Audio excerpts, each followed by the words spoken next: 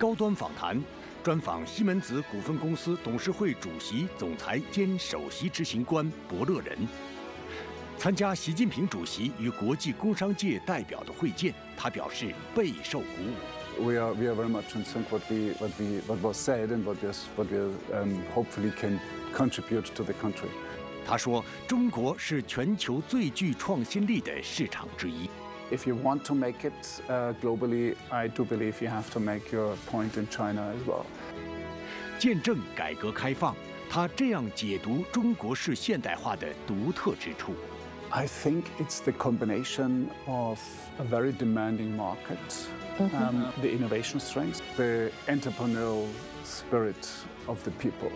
专访西门子股份公司董事会主席、总裁兼首席执行官博乐仁，敬请收看。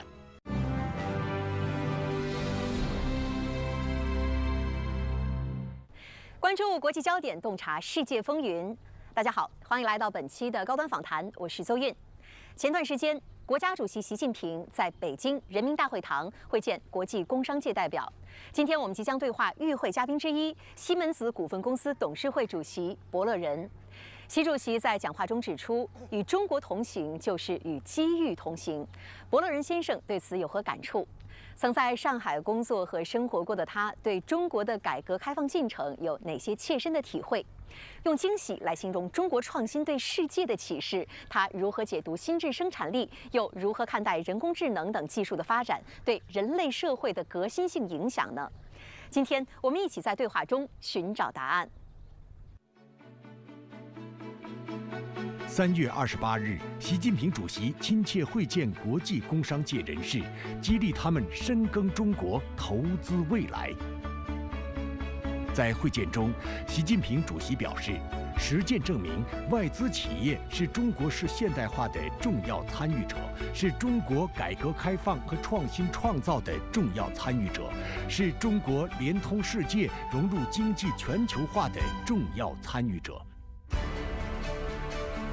在这一过程中，外资企业普遍得到丰厚回报，企业不断发展壮大，实现了互利共赢，也同中国人民结下深厚友谊。Dr. Bush, it's a great pleasure having you joining us here on Leaders Talk, and welcome to China.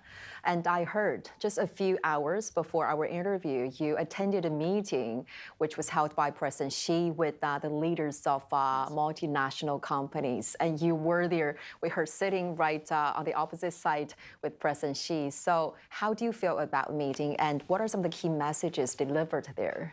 I'm feeling that this is really a genuine opinion of the president that he wants to really keep a stable policy in order to, of course, create an environment where you dare to invest.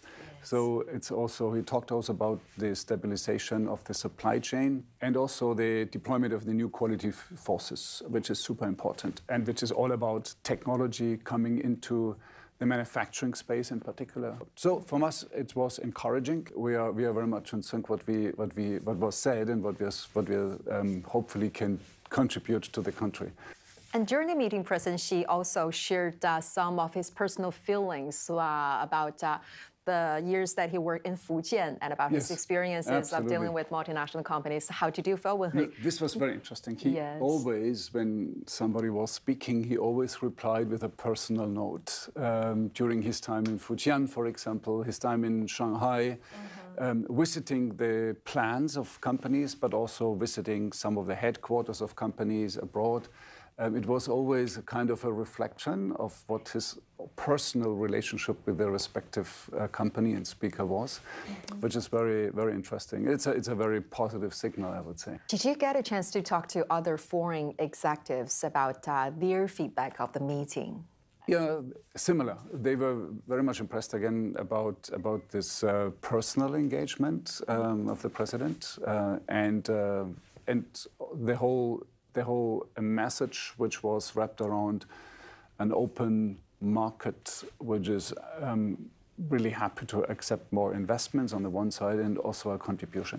I think He mentioned also, by the way, the Belt and Road Initiative, right. which is an initiative from China, which is supposed to really contribute to the global economy at the same time.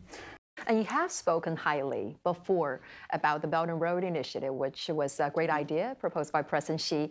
How do you understand its significance? This is first and foremost an infrastructure project, but also a project that brings a kind of value to developing countries at the same time and connecting them. So trade and the importance of an open market is super important. And I would say that the Belt and Road Initiative stands for that, which is against protectionism. And this helps global economies growing faster, which is super important, also to get people out of poverty. Dr. Bush, you have met with President Xi a couple of times before, and especially this time after even closer engagement with him. What is your understanding and your impression of President Xi as a leader? I think he's genuinely taking care about the people in the country. He talked about the average life expectancy, how it's increasing. He talked about bringing people out of poverty so that the real poverty is basically over. You still have a way to develop, but this is something what I believe is very close to his heart.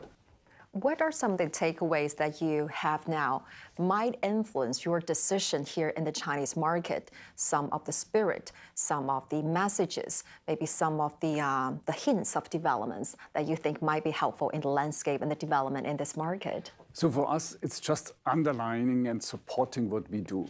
So we are in this country for more than 150 years now. We have 30,000 people counting, so we're increasing that. We have 5,000 people in research and development, I think 12,000 active patents. So I'm just encouraged to continue our strategy of developing more and more products, local for local, eventually also have an opportunity to go global, and leverage on the potential of the market, but also the people in the market, which is super relevant.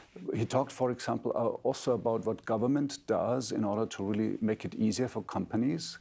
One example, which is very close to our heart, is cross-border traveling of data, which is super relevant. If you want to deploy AI technologies and digitalization, you need to share data. So when you listen to that information, you quickly picked up. Very closely, very closely. You bet, you bet. Well, Dr. Bush, as the co-chair of the 2025 China Development Forum, you delivered a speech at the opening ceremony praising China's continued effort to expand high-level opening up and foster a level playing field. For all those years, what do you think are some of the major opportunities and benefits provided by the Chinese government to CIMIS?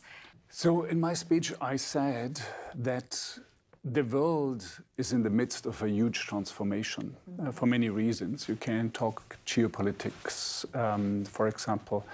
It's about a war. It's about the COVID showing the fragility of supply chains, and it's technology, which is rolling so fast, and AI technology in particular. So, and this transformation requires companies, but also economies, countries to change. And my observation is, if I read also the last two sessions, right, and what was done in the last years, that China, like Siemens does, is also changing its operating system, the way how it works. It goes deep, the reform go deeper, and you can see it also from this deploying of high quality productive resources is something where you really, it meant to us, it's really deploying technology deeply in an economy which is, again, changing so fast. The second point, which I said, is that we see that the efforts to create a level playing field and an open market, we see it clearly. It's year by year, it's a step forward. Maybe the third and very interesting message which I made is that China surprises us. That's exactly something that I want to ask you because, yes, you did. You praised China's advancement in artificial intelligence and highlighting breakthroughs such as AI as evidence. And I believe what you said originally was, and I quote here, China surprises us with innovations. So, Dr. Bush, in what way do you think China's innovative advancement has surprised you, hopefully in a pleasant way? Yeah. And what new opportunities or emerging opportunities with Chinese market do you foresee in China's drive towards digitalization and modernization as well? Yeah, exactly. So when I said that, obviously everybody was talking about or thinking about DeepSeek. My message was a little bit more subtle. I said that China surprises us with innovation, and DeepSeek is maybe the tip of the iceberg, but there are so many other innovations which are happening. Think about battery manufacturing. I mean, the best battery is coming from China, so this is huge innovation which was driven out of China. Think about the car industry. The cars the local car makers, they made a step up and they produce brilliant cars for a very, very competitive price with functions and features which you don't maybe find in other places. So therefore, it goes deeper. We also see innovation in the supply chain, machine builders and the like. So therefore, and DeepSeek, of course, was a kind of a total surprise that a company can develop with low budget models which are matching to the performance of the top markets, the top models in the world. So that was a surprise which came to many, many people. But again, for me, it's more than that.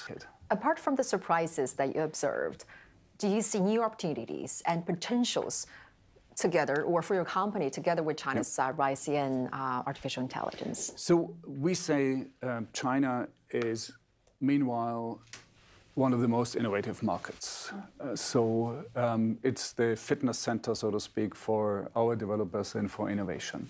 So it's the size of the market itself. Remember, China is, if it comes to the industrial GDP, China claims 30% of the global industrial GDP, so it's a market you cannot get around if you're in the automation space.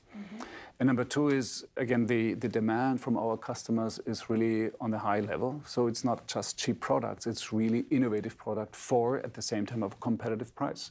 So therefore, you really, if you want to make it globally, I do believe you have to make your point in China as well. And you also highlighted China's new quality productive forces. How do you understand its significance? So here comes a very interesting element of this development. Number one is it's all about really deploying technology. Technology, which is it's automating, it's digitalizing, is helping very much to really keep the momentum in the China's marking up, to keep their growth expectations on that high level. This is the reason why we launched our Siemens Accelerator platform, which is an open platform which allows to sell our products digitally. And you launched it at the China International Import Expo in 2022. How do you think, aligned with China's efforts in promoting the digitalization of the SMEs, how can Siemens play a role in this changing landscape? Yeah, this is exactly that. We have the technology. I mean, we have the most comprehensive portfolio to build digital twins.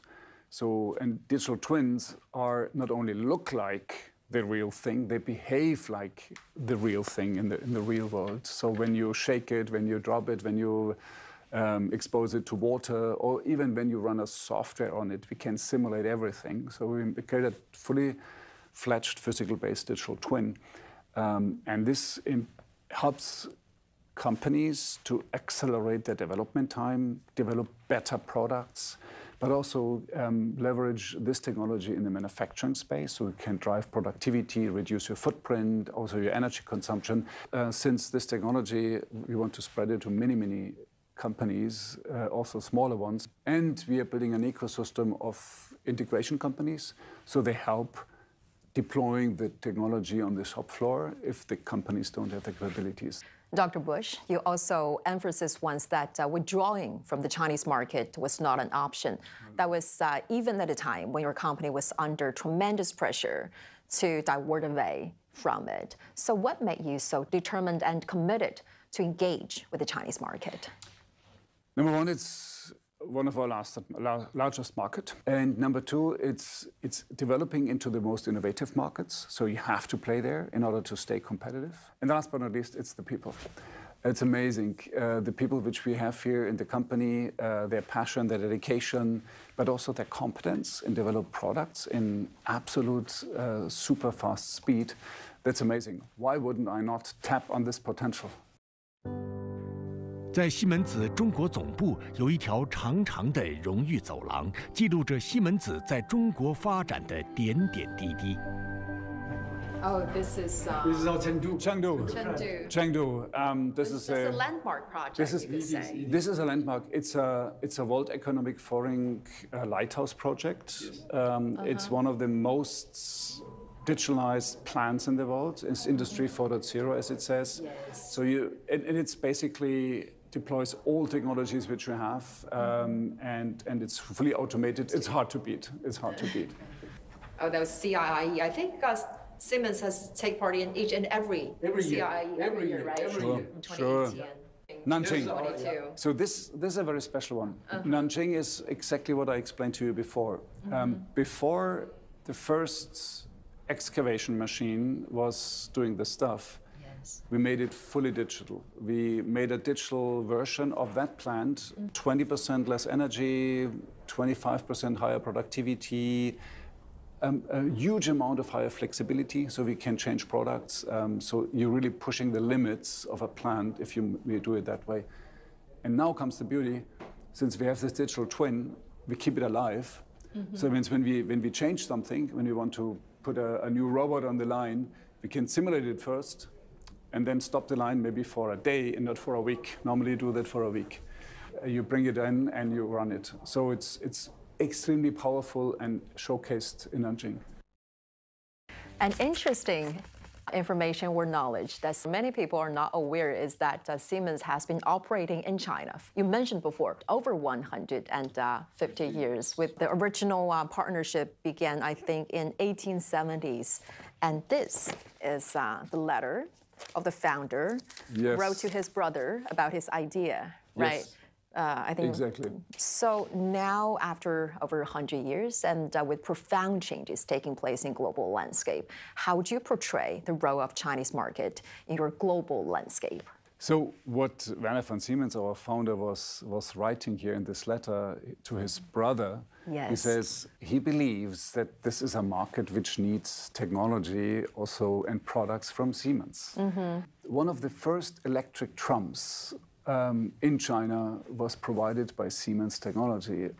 So therefore, it was from the very beginning a focus on the Chinese market as well. And we kept on going. So for me, the point is, if you are in a country for 150 years, I believe you're part of it. This is how we at Siemens feel, that we are part of this economy, of the society, deeply embedded and rooted.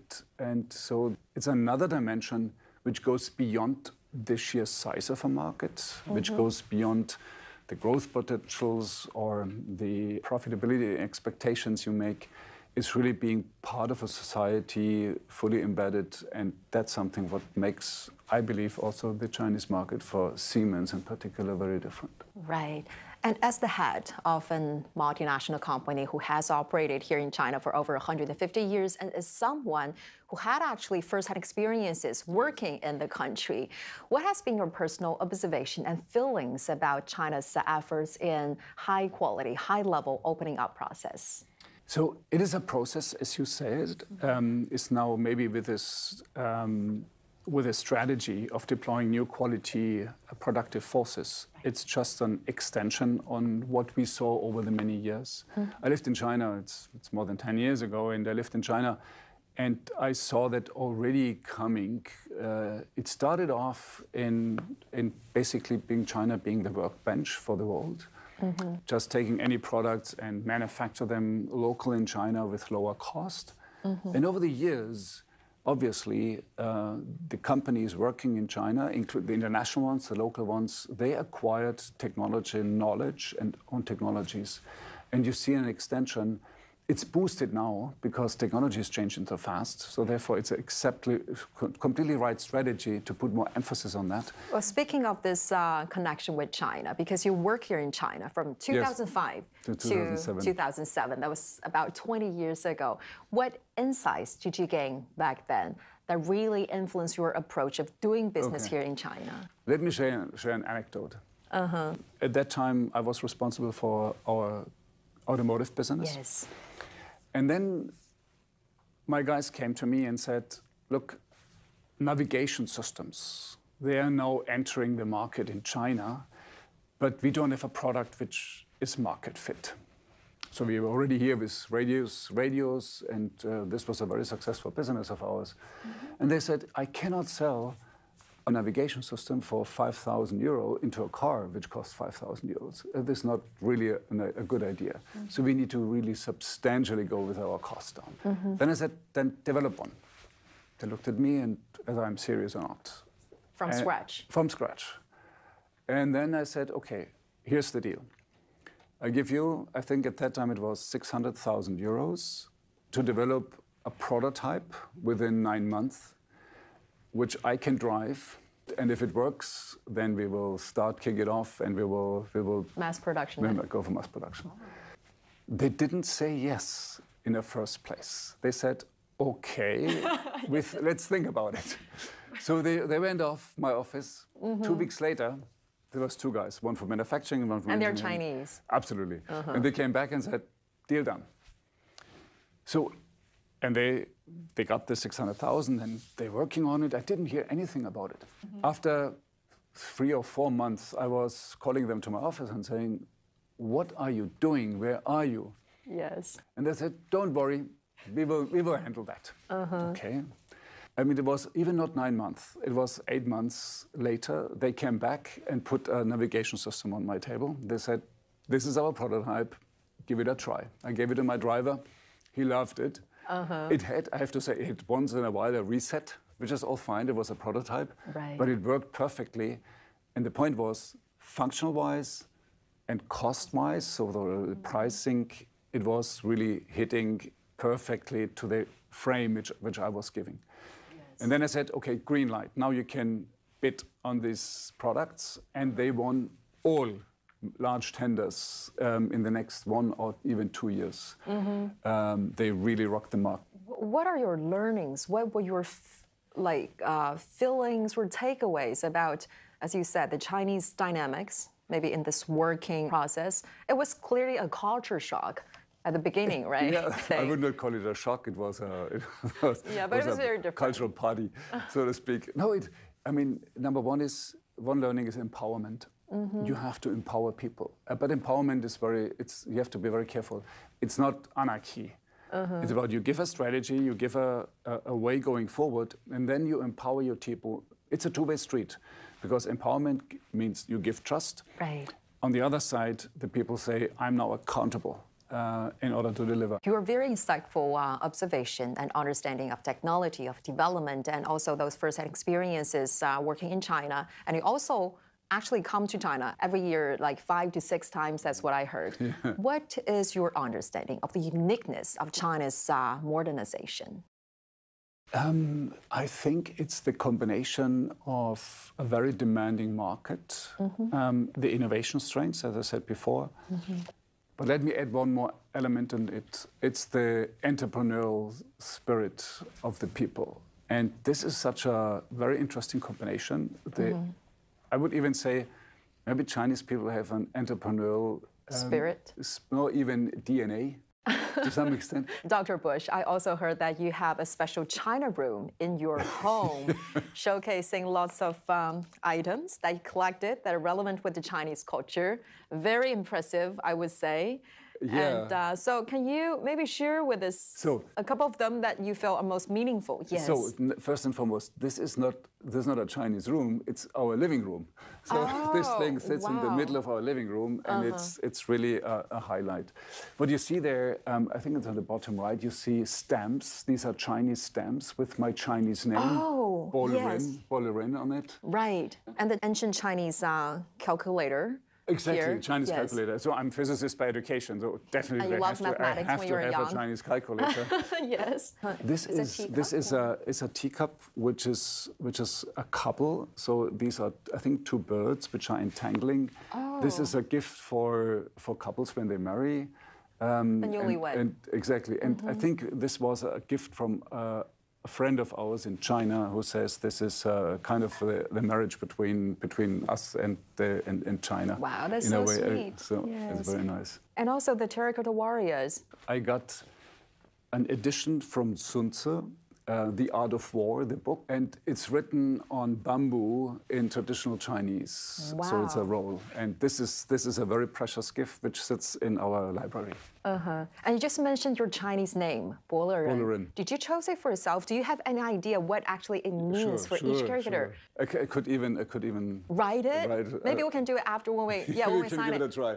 If I'm not mistaken, Bo is the Bo, which is the doctor Bo, which is an educated person. Yes, comprehensive knowledge. Yes. The Le is, I think, it's a good person. Happy, joyful, and yes. Ren is a exactly. Lovable. So, yes. It's a lovable person. And I've been told whenever somebody sees my name, it's a good name. So I like it as well. And you're widely considered as a technology heavyweight with over 3 decades in the technology industry and also with a PhD in physics. So what do you foresee might be some of the emerging trends in technology and innovation in the coming years? So one trend, which is technology-driven, but is more a market trend, I believe, is circular economy. If you really want to save resources, and not only energy, but any kind of resources. Technology-wise, I mean, needless to say, AI technology, the models are super disruptive. Any piece of software which is written today has to be reinterpreted in the way how you would do it if you would develop it AI native from the very first place, which is a completely different way of looking at it. We talk about AI agents, which are penetrating all our markets in full speed. There was one person saying to me, Roland, I think we are the last generation who manage only humans.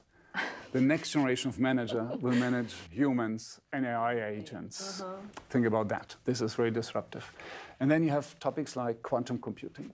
And if you come to the energy space, people talk about fusion technology, which might come. So there are a lot of innovations which we will see, I do believe, also in my lifetime. Dr. Bush, thank you so much for your time and for sharing with us your very insightful views on your development strategy here in China and also your observation about technological advancement. Greatly appreciated. And thank you very much for this very interesting interview. Thank you.